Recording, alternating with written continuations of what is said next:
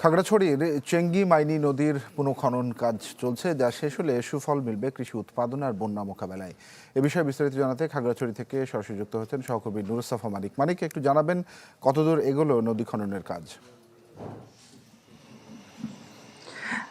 তানভীর, খাগড়াছড়ির শহর যে নদীর তীরে অবস্থিত সেটি হচ্ছে চেঙ্গি, এবং আমার পেছনে যদি আপনি একটু দেখেন, এই চেঙ্গি নদী কিন্তু এখন কিন্তু হাঁটুর সমান কিংবা তার চেয়ে কম পানি। তবে যখন প্রবল বর্ষণ হয় কিংবা হচ্ছে টানা বর্ষণ হয় পাহাড়ি ঢলে, কিন্তু সেই নদীর যেহেতু এখন পলি জমা আছে কিংবা নাব্যতা কমে গেছে, সেই কারণে কিন্তু নদীর দুই কূলের যে তীরবর্তী নিম্নাঞ্চল রয়েছে কিংবা অনেক সময় ভারী বর্ষণের কারণে কিন্তু একদম শহরের অনেক জায়গায় কিন্তু পানির নিচে তলিয়ে যায়।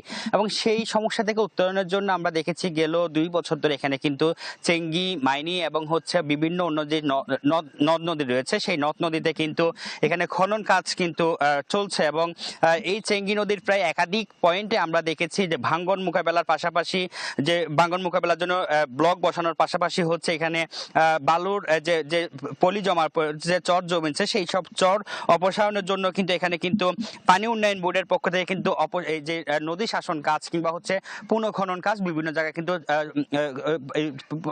প্রক্রিয়াধীন রয়েছে এবং উন্নয়ন কাজ চলছে। তবে বেশ কিছু জায়গায় এখনো কিন্তু যারা ঠিকাদার নিয়োগ হয়েছেন, সেই ঠিকাদারদের নিয়মিত কার্যক্রম না থাকার কারণে কিন্তু অনেক জায়গায় কাজ বন্ধ রয়েছে। এবং এখানকার নদী তীরবর্তী যেসব কৃষক রয়েছেন কিংবা স্থায়ী বাসিন্দারা রয়েছেন, তারা বলছেন যদি এই বর্ষার আগে পুরোপুরি যে পলি জমা পড়েছে কিংবা চর জেগেছে, সেটি যদি অপসারণ করে যদি নদীকে যদি যে স্বাভাবিক একটি গতিপথে ফেরানো যায়, তবে এইখানকার যে মানুষের যে দুর্ভোগ, বর্ষাকালে যে চেঙ্গি কিংবা মাইনি নদী তীরবর্তী মানুষের যে দুর্ভোগ, সেই দুর্ভোগ লাঘব হবে এবং এখানকার কৃষিতে আরো নতুন বিপ্লব করবে বলে এখানকার মানুষ দাবি আশা করছেন। এবং তারা দাবি তুলেছেন যাতে দ্রুত সময়ের মধ্যে চেঙ্গি নদীর যে উন্নয়ন কাজ সেটি যাতে সম্পূর্ণ করা হয়। মানিক, ধন্যবাদ আপনাকে। নুরুস্তাফা মানিক যুক্ত হয়েছিলেন খাগড়াছড়ি থেকে।